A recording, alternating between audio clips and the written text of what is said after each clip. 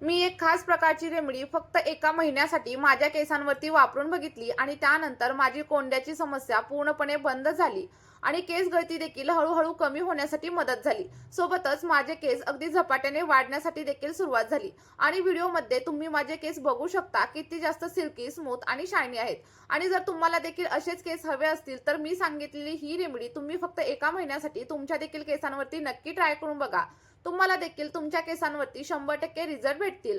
आणि कोणत्याही कारणामुळे जर तुम्हाला रिझल्ट भेटला नाही तर कमेंट करून नक्की सांगा की मला रिझल्ट भेटला नाही. मी त्यावरती देखील एखादं सोल्युशन तुम्हाला नक्की सांगेल. आणि त्यासाठी तुम्हाला हा व्हिडिओ शेवटपर्यंत बघायचा आहे आणि हा व्हिडिओ तुम्ही नक्की कुठून पाहताय हे देखील कमेंटमध्ये सांगायला अजिबात विसरू नका. तर बघा, रेमेडी बनवण्यासाठी सगळ्यात पहिला आणि सगळ्यात महत्त्वाचा असा घटक आपल्याला इथं घ्यायचा आहे आणि तो म्हणजे आवळा. आणि बऱ्याच लोकांनी ऐकलेलं असेल की आवळा किंवा मग आवळा पावडर ही आपल्या केसांसाठी खूप चांगली असते, कारण यामुळे आपले केस अगदी नैसर्गिक पद्धतीने काळे होण्यासाठी हेल्प होते. कारण बघा, आवळ्यामध्ये असे बरेच गुणधर्म असतात ज्यामुळे जर आपले केस अकाली पांढरे वगैरे होत असतील ना तर ते हळूहळू काळे होण्यासाठी मदत होत असते. आणि बघा, माझ्या सांगण्यावरून तुम्ही एकदा तरी या रेमेडीचा वापर नक्की करून बघा, कारण ही रेमेडी वापरल्यानंतर तुम्हाला मार्केटमधील कोणतेही महागडे प्रोडक्ट किंवा मग महागडा शॅम्पू वगैरे वापरण्याची अजिबात गरज लागणार नाही. आणि त्यासोबतच तुम्हाला पार्लरमध्ये जाऊन महागडी अशी ट्रीटमेंट घेण्याची देखील अजिबात गरज लागणार नाही. फक्त 1 ते 2 वापरांमध्येच तुमचे केस अतिशय सिल्की होतील, स्मूथ होतील. आणि जर तुमचे केस पातळ वगैरे झालेले असतील ना तर त्यामध्ये देखील व्हॅल्यूम येण्यासाठी मदत होईल. बघा, इथे मी एका आवळ्याचाच वापर केलाय, पण जर तुम्हाला पांढऱ्या हेअरची म्हणजेच पांढऱ्या केसांची समस्या खूप जास्त प्रमाणात असेल तर तुम्ही 2 ते 3 आवळ्यांचा वापर इथं नक्की करू शकता. आणि जर तुमच्याकडे फ्रेश असा आवळा नसेल तर तुम्ही याच्या जागेवरती आवळ्याची पावडर देखील नक्कीच घेऊ शकता. बघा, मी सगळ्या गोष्टींच्या लिंक तुम्हाला डिस्क्रिप्शन बॉक्समध्ये प्रोव्हाइड करणार आहे. तिथून देखील तुम्ही सगळ्या गोष्टी नक्कीच परचेस करू शकता. त्यानंतर आपल्याला एक जाड बुडाचं आणि स्टीलचं भांडं घ्यायचं आहे आणि आपण कट केलेला सगळा काही आवळा या भांड्यामध्ये ट्रान्सफर करा. बघा, आवळा हा आपल्या केसांसाठी आणि सोबतच आपल्या शरीरासाठी देखील तेवढाच फायदेशीर असतो. आणि आवळा ऍड केल्याच्या नंतर आपण याच्यामध्ये आणखी एक महत्त्वाची गोष्ट ऍड करणार आहे आणि ते म्हणजे मेथीदाणा. बघा, मेथीदाणा देखील आपल्या केसांसाठी एखाद्या वरदानासारखं काम करतो, कारण यामध्ये प्रोटीन आणि सोबतच निकोटिक ऍसिड भरपूर प्रमाणावरती असतं. आणि तुम्हाला तर माहीतच असेल की आपले केस हे कॅरेटीन नावाच्या प्रोटीन पासून बनलेले असतात आणि तेच प्रोटीन आपल्या याच मेथीदाण्यामध्ये भरपूर प्रमाणात असतं. आणि त्यामुळे या रेमेडीमध्ये आपल्याला मेथीदाण्याचा देखील वापर करायचा आहे. साधारणतः 1 चमचा एवढा मेथीदाणा मी या रेमेडीसाठी वापरत आहे. तुम्ही इथं मेथीदाण्याचं प्रमाण थोडंसं कमी किंवा मग जास्त केलं तरी देखील चालेल.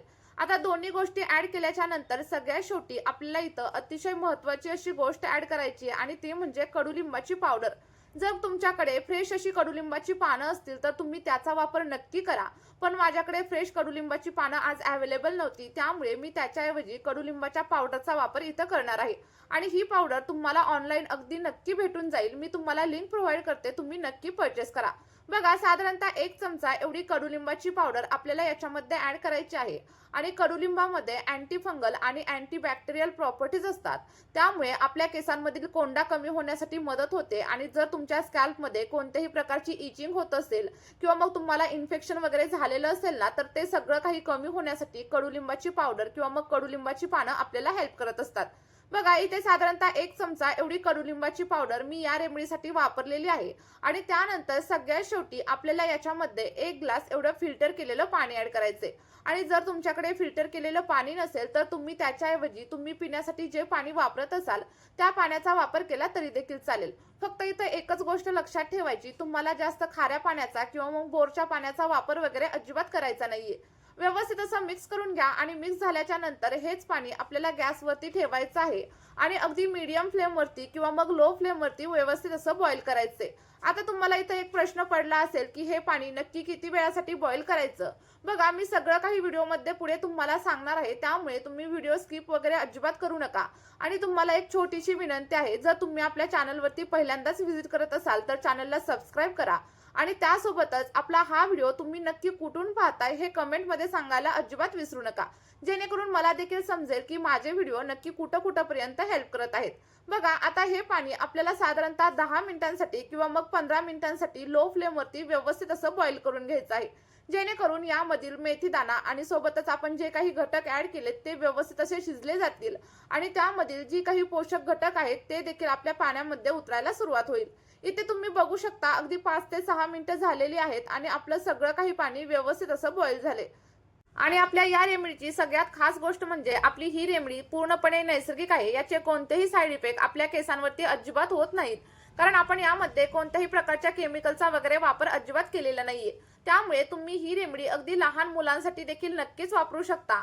आणि आपल्या या रेमेडीचा वापर मुलं करू शकतात, मुली करू शकतात, महिला किंवा मग पुरुष देखील नक्कीच करू शकतात.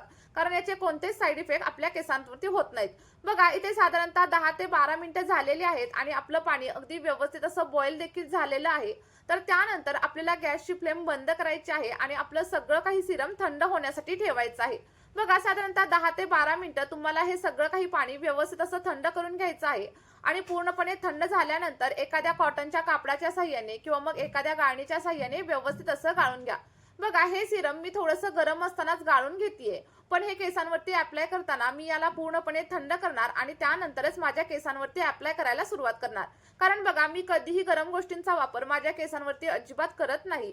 कारण गरम गोष्टी आपल्या केसांवरती अप्लाय केल्यानंतर केस आणखी जास्त प्रमाणावरती ड्राय होतात, केसांमधील चमक निघून जाते आणि त्यासोबतच आपल्याला फाटे फुटण्याची म्हणजे स्प्लिट एंडची समस्या देखील जाणवायला लागते.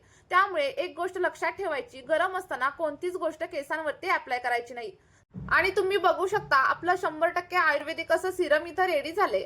आता हे रेडी झालेलं सिरम केसांवरती कशा प्रकारे अप्लाय करायचं जेणेकरून तुम्हाला तुमच्या केसांवरती अगदी 100% रिझल्ट भेटतील.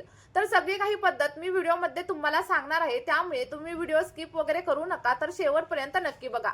बघा अप्लाय करताना जर तुमच्याकडे एखादी स्प्रे बॉटल वगैरे असेल ना, तर तुम्ही स्प्रे बॉटलने देखील हे सिरम तुमच्या केसांवरती अप्लाय करू शकता. बघा बऱ्याच वेळा काय होतं आपल्याकडे स्प्रे बॉटल वगैरे अवेलेबल नसते, तर अजिबात काळजी करू नका. जर तुमच्याकडे कापूस म्हणजेच कॉटन बॉल वगैरे असेल ना, तर त्याने देखील तुम्ही सगळं काही सिरम तुमच्या केसांवरती अप्लाय करू शकता.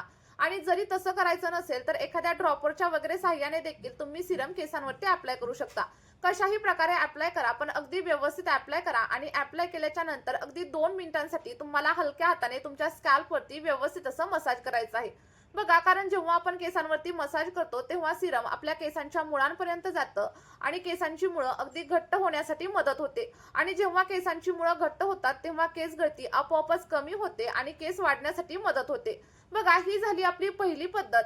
आता दुसरी पद्धत देखील मी तुम्हाला सांगणार आहे. तुम्ही दोन्हीपैकी तुम्हाला जी पद्धत योग्य वाटेल तिचा वापर करू शकता. तर दुसऱ्या पद्धतीमध्ये तुम्हाला काय करायचंय, आपण जे काही सिरम रेडी केलंय ते अर्ध आपल्याला एका सेपरेट बाउलमध्ये काढून घ्यायचंय आणि त्यानंतर त्यामध्ये आणखी थोड्याशा प्रमाणामध्ये पाणी ऍड करायचंय. बघा पाणी ऍड केल्याच्या नंतर तुम्ही तुमच्या केसांसाठी जो कोणता शॅम्पू वापरत असाल तो शॅम्पू या पाण्यामध्ये ऍड करा. आता इथे मी तुम्हाला पर्टिक्युलर शॅम्पू घ्या असं सांगणार नाही. तुमच्या केसांना जो शॅम्पू सूट होत असेल तो तुम्ही इथं घेऊ शकता. आणि शॅम्पू ऍड केल्याच्या नंतर आपल्याला सगळं काही मिश्रण अगदी 1 ते 2 मिनिटांसाठी व्यवस्थित असं मिक्स करून घ्यायचंय. आणि जेव्हा आपल्या या पाण्यामधून फेस तयार होईल तेव्हा तुम्हाला त्या शॅम्पूने हेअर वॉश करायचा आहे. आणि जर तुम्ही आपल्या या दोन्ही मेथडचा वापर केला तर तुम्हाला अगदी 1 महिन्यामध्येच अप्रतिम असा रिझल्ट मिळेल. बघा नक्की ट्राय करून बघा. तर तुम्हाला काय करायचंय, पहिल्यांदा सिरम अप्लाय करायचं आणि सिरम अप्लाय केल्याच्या 2 तासानंतर आपण बनवलेल्या या शॅम्पूने हेअर वॉश करायचा आहे. जर तुम्ही ही प्रोसेस सतत 1 महिना जर ट्राय केली ना, तर तुम्हाला 1 महिन्यामध्येच केसांच्या सगळ्या काही समस्या कमी झालेल्या दिसायला लागतील. केस अगदी दुप्पट वेगाने वाढायला सुरुवात होईल आणि त्यासोबतच केस गळती देखील पूर्णपणे बंद होईल. बघा नक्की ट्राय करा आणि तुम्हाला जे काही रिझल्ट भेटतील ते कमेंटमध्ये माझ्यासोबत शेअर करायला अजिबात विसरू नका. आणि जर तुम्हाला रिझल्ट भेटले तर ही रेमेडी तुमच्या मित्र परिवारासोबत देखील नक्की शेअर करा. चला तर मग या व्हिडिओमध्ये आपण इथेच थांबूया. भेटूया अशाच एका नवीन व्हिडिओमध्ये आणि एका नवीन अशा नैसर्गिक रेमेडी सोबत. तोपर्यंत तुम्ही आपल्या चॅनलला सबस्क्राईब करा आणि व्हिडिओला लाईक केलं नसेल तर लगेचच लाईक करा. Bye bye.